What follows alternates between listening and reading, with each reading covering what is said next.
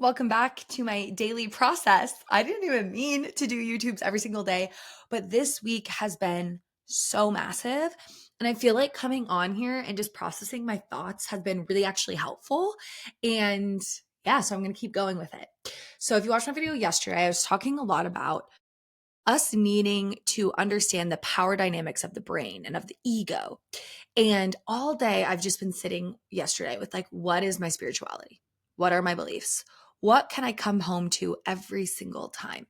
Whether it is yoga, spiritual text, a religious text, every single text is master the monkey mind.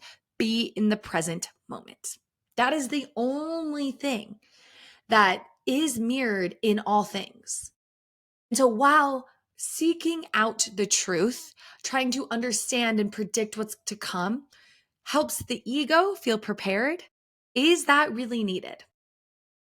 The balance of spirituality to me is honoring the human experience, honoring that we do live in a physical world, that I do have this beautiful oracle and I am connected to something bigger. And it's both is true. The ego was created to keep us separate in the human experience. From a psychological level, the ego was created to keep us safe, right? The ego is created for when we experience trauma because we are unconditional love and because despair is too much and because babies need their parents and all the things. Our brain is wired to have these defense mechanisms. Our brain is wired to protect ourselves, which is from a psychological perspective of the ego. It makes sense. But if you look at the ego from a spiritual perspective, it's needed because the journey of the human experience is to become aware of the ego and to master the ego. It's not to transcend, it's not to dissolve the ego, because if you dissolve the ego, you are no longer human. And part of being human is being human. It's about being separate. And astrology really helped me see this because while the first zodiac sign is Aries, when we are literally born, this is the survival mechanism of the ego, right? It kickstarts of all I need to do is survive here on earth. That is Aries. But what Aries is also is the self. It's your initial separation from spirit, which is why Pisces is the last sign of the zodiac. It's boundless. It's remembering who we were. So we came from Pisces, spirit land, was born through Aries. We are now separate. Aries rules over passion. It rules over having something to fight for, being so passionate, being able to enjoy a passion. Taurus rules over your individual value, your individual resources of the material realm. That's special. But it also can rule over scarcity, being programmed. Okay, that's a whole nother thing. But if we transcended the ego, like people say, not even transcend, people try to say, what do they say? Dissolve the ego? I don't even know. Then we literally would lose contact of reality. And with Neptune and Saturn being in Pisces right now, that's what people are battling. They're battling. How can I be one but be nothing and separate? How can I hold the pain in this human experience? There's another reverse of it as well of power, control, manipulation. I don't know. This is a fascinating concept to me because I think about indigenous, and I don't know a ton about the indigenous teachings. So please add anything that you know. But I think about the teachings, and they say that nature is our guide. We are nature. Nature's a mirror. Everything's a mirror. And when you look at it from that lens, yeah, that's the most empowered side of Pisces is like literally everything in our reality is a mirror to unity consciousness, to God, to Christ consciousness, to spirit, whatever you want to call it. So we should honor and love. Love thy neighbor. Love nature because it is within us because we are the cosmos. Everything is a mirror. But it doesn't negate the fact that we are our own consciousness. So if we all could surrender, God, Pisces is really coming, the archetype of Pisces is really coming through right now. Neptune, Saturn, North Node, right? If we all could surrender to the fact that we are unity and we can hold compassion for everyone, we can heal the parts of ourselves. I don't want to say heal. That doesn't feel right. It means we can change the collective because we're looking at it through a lens of love and through heart. But I've been thinking about Scorpio a lot. We all have darkness within us. We have to, because that is the laws of the universe. There's no morality in energy. It's just dark and light. I'm thinking. Okay, so what's interesting about this that I would say is in the scriptures, you think about it as the devil, as God. In the talk about aliens, you hear it as dark entities controlling reptilians versus humans, Palladians, blue avians, right? Like every archetypal message, I'm sure there's like a ton of indigenous stories that talk about this, right? That there is a dark energy and there is a light energy, and there is a battle between the two, the angel and the devil on the shoulder. And that's what Scorpio represents. And it represents, how do you learn Libra balance? How do you balance the scales of both? How can we honor the dark that allows us to appreciate the light? How do we understand that love and light is everywhere while not discrediting the shadow, while not honoring and being vulnerable and accepting that there is jealousy and maybe manipulation and dark stuff within us? Because that's the point, right? That's the point of the human experience. Are we in the time where we're transcending the human experience of all these spiritual texts and all these prophecies that maybe we are in that time of the human being, that the darkness of the 3D, especially with Uranus being in Gemini, which really represents the duality, is dissolving, Neptune being in Pisces for the last time in our life? Like, is this that karmic cycle that's dissolving? So we're not going to have as much shadow and light. And that is what, like, when we talk about 4D, 5D, God, the terms, right? Language, when we talk about that stuff, is it because literally we are evolving where we have accepted the darkness? I don't want to say accepted, because I think we're actively in it and I don't think we're going to know.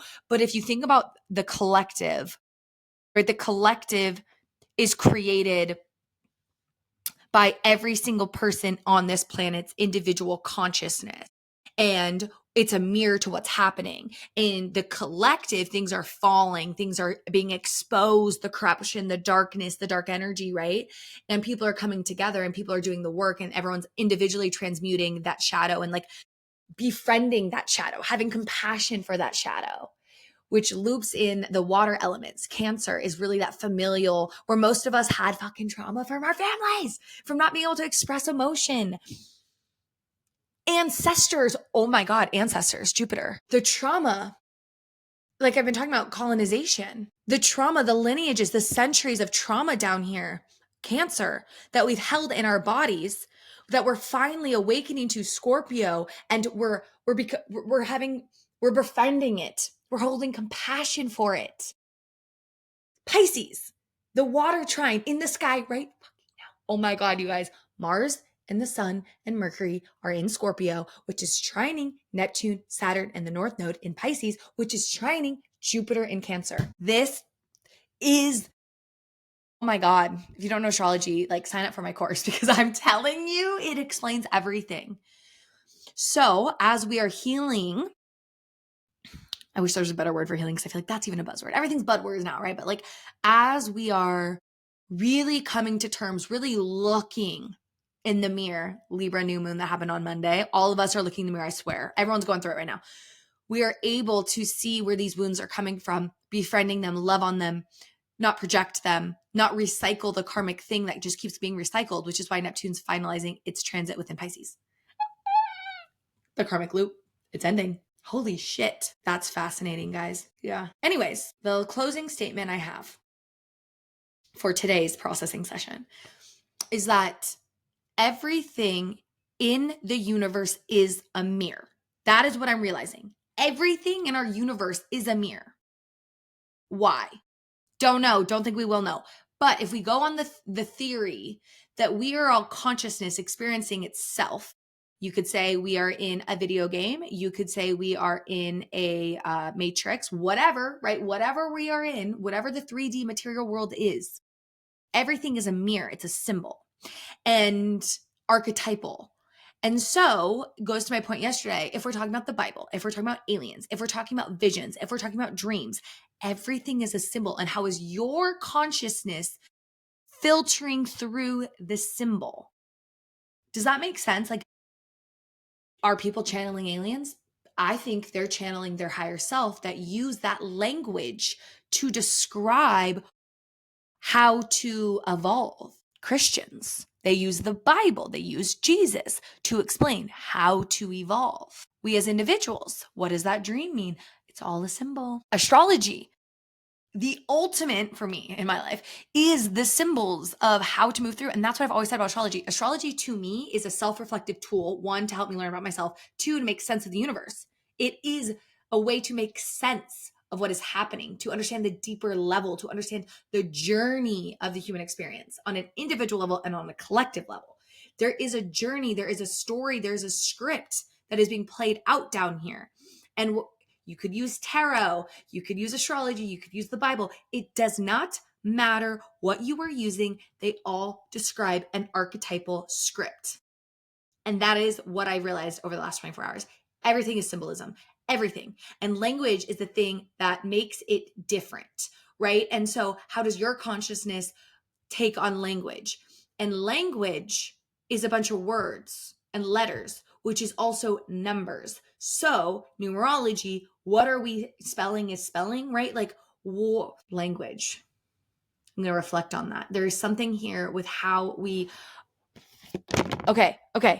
Hold on. Okay. So I have this deck, Black Moon. Basically what's been happening, maybe I'll do a whole nother video on it because it's really fucking cool. But anyways, basically what's been happening since March when Neptune was back in Pisces. Okay. Let me ground for a sec. So many cool downloads. Okay. I have this Oracle deck, and this weird thing started happening to me back in the spring that I would pull a card, and it's an astrological deck, by the way. And so all astrology symbols, planets, signs, aspects, transits, things like that. And whatever card I drew would be presented in my physical reality that day. There would be a lesson around it or something like that. And I got this feeling that that's how my guides were communicating with me. And then I got confirmation by someone who's like, yeah, like, and by multiple mediums and psychics that like, yes, your consciousness filters the world through astrology. So that's how your guides are going to talk to you, right? So it's like when I'm talking to a client, I'm channeling their chart. I can help them see something through the astrology because that's how my brain works. That's how my consciousness works. My intuitiveness comes from astrology symbols. That's like my code, right? My language is my first language. That's what I tell people. I talk astrology first, human second. So this morning, I am messaging one of my mentees that I'm working with. I'm teaching them astrology, and we're bartering actually. So she's doing my marketing and I'm teaching her astrology. And she has a Pisces moon, 28 degrees. So Neptune hit her Pisces moon. Saturn just passed her Pisces moon. And we've been talking a ton about it. But she's also a Cancer sun, aka Jupiter's on her sun. Doesn't matter for that.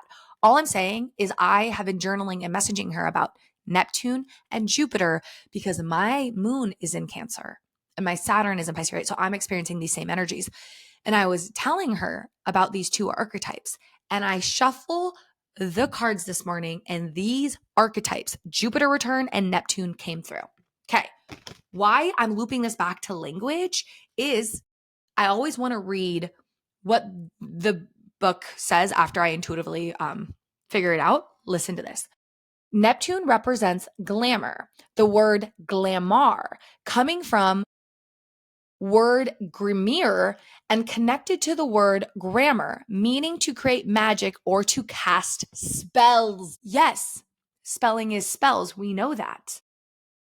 But with Neptune being back in Pisces for the final time in our life, we are waking up to the spell that has been casted over us through language. How do we change this? I don't know. I'm going to sit on this, but everything is a message. Everything is a symbol. Everything comes down to that specific, whoa. Okay. I'm going to go sit on this. I'll be back to process with you guys later. Drop a comment of your guys' thoughts.